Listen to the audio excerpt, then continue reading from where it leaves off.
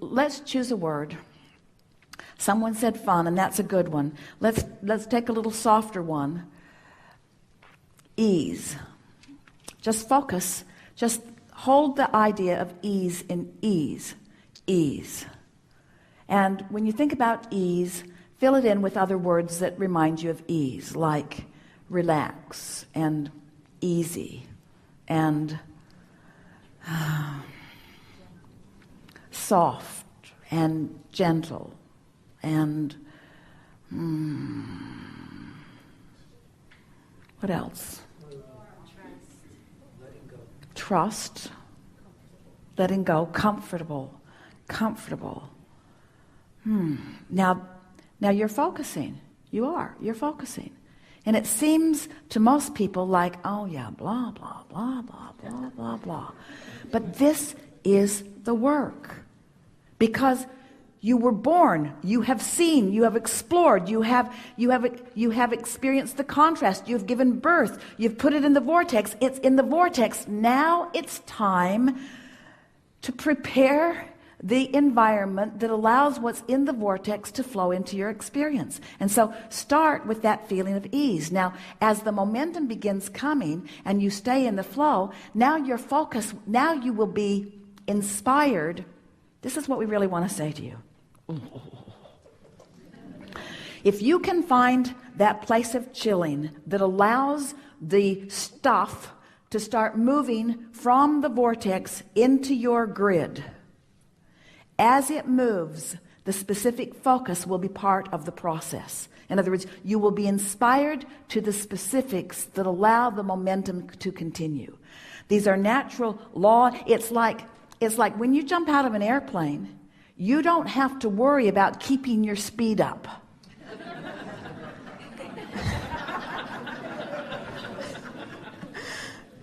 Or when you're on an incline, you really don't have.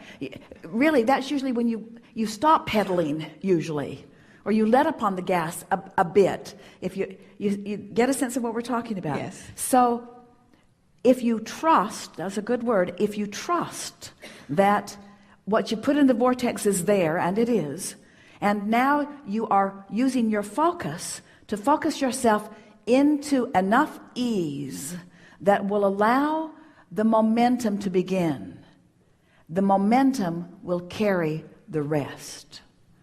And something like focus or impetus or speed is not part of the process. You don't have to keep momentum going. That's what we want to say. You don't have to keep momentum going. You just have to stop doing that thing you've been doing that slows the momentum. There. That's the answer to all things. We're done. Go home. That's the answer to all of it, isn't it? Just stop doing that thing you're doing. So that's why you want to just go as general as you can be. And the focus will be part of the natural momentum. It'll get clearer and funner and fuller and faster and more specific. We do want to hear from you, but we just had to stick that in there. Okay.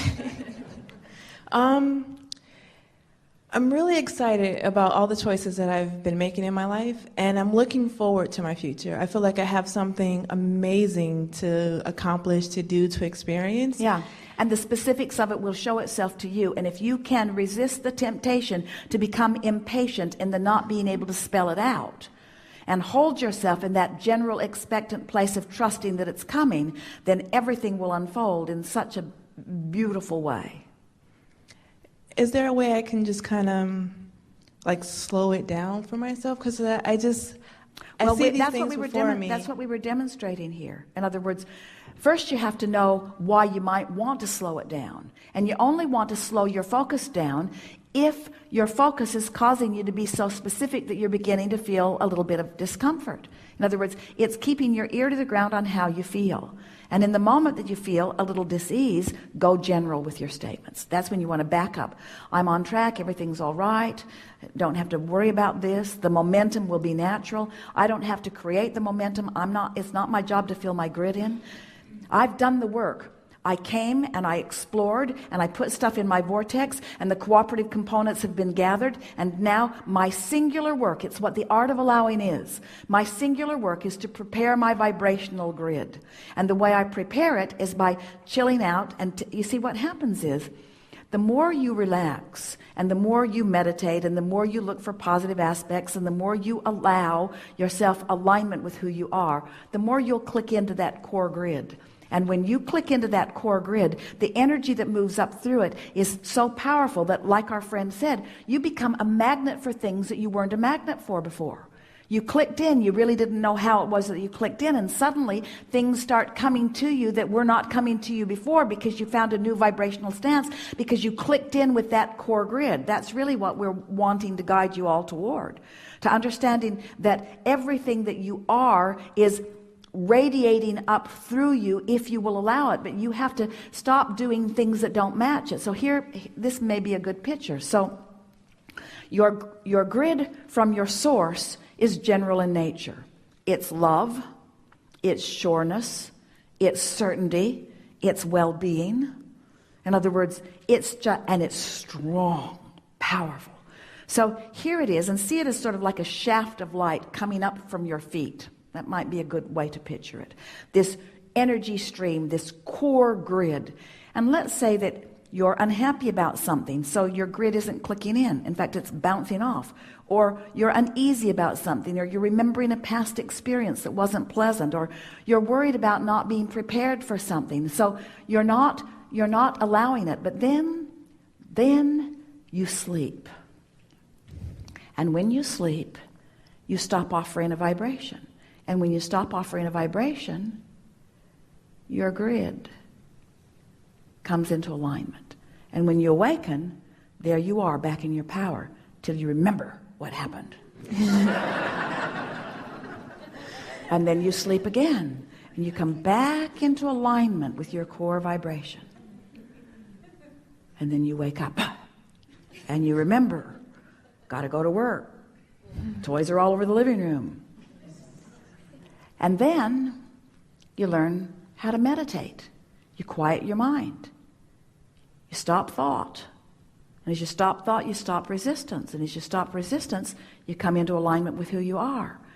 And you don't really know what you're feeling, but you're feeling this detachment and this power, this really general. And in doing so, you've adjusted your vibration. Now, you're probably going to get back into your day and you're probably going to get out. But every time you chill, every time you relax, every time you meditate, every time you acknowledge what this feels like to be in alignment, it makes it easier for you to get there next time. Easier for you to get there next time. Until you begin to create,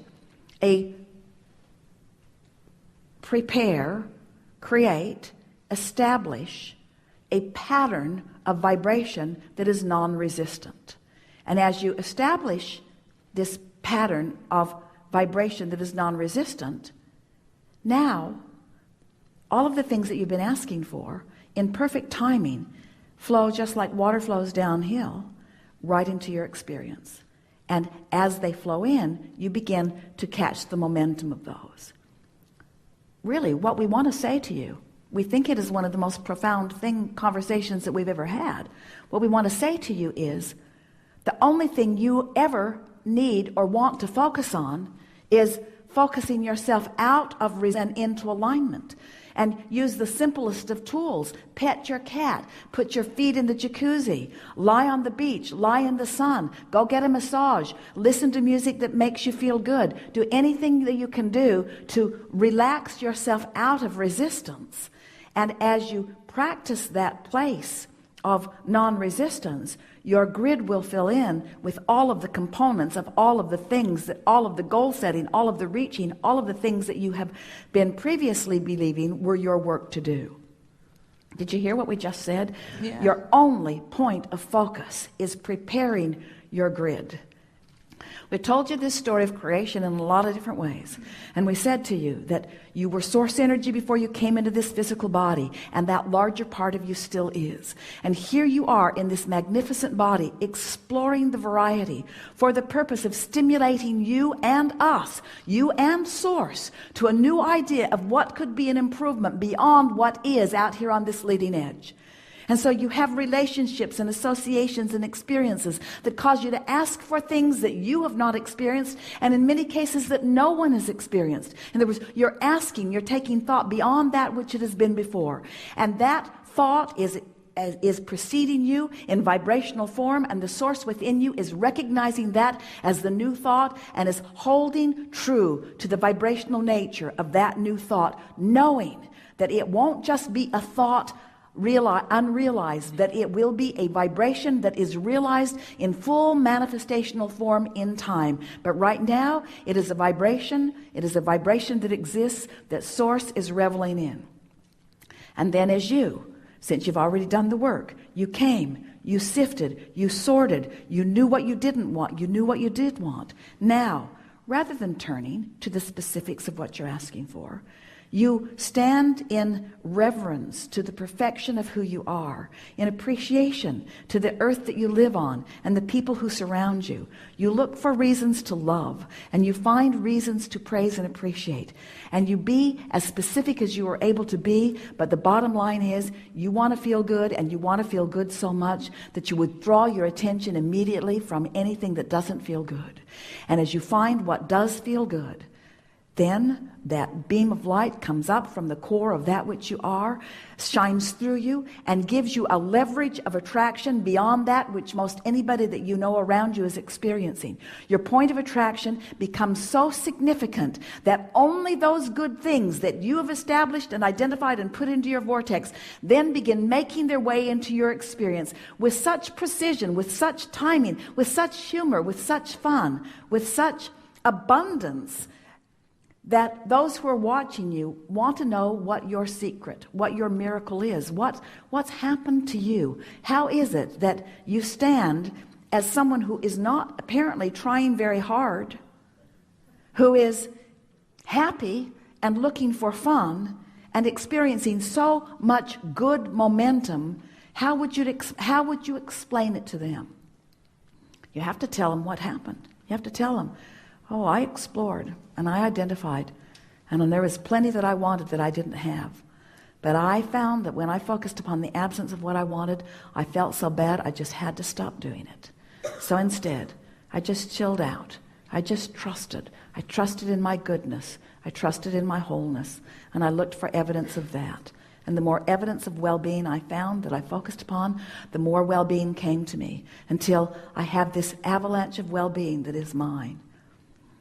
I sleep only because it seems practical from time to time. But the goodness is flowing so much that, to tell you the truth, I would like to stand in complete awakeness at all times, to just observe the new path of well-being that is flowing into my experience.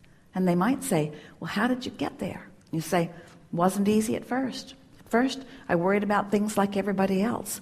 But what happened to me somewhere along the line is that I became convinced that goodness was what I was supposed to experience, and that somehow I'd carved it out. I had focused that into being. And then I discovered that in my letting go of struggle, that in my yielding to well-being, even when it wasn't evident, that as I let that be my focus, to feel for well-being even when it wasn't evident, that it made its way to my experience and became so evident and so obvious that now everyone sees the well-being of my being.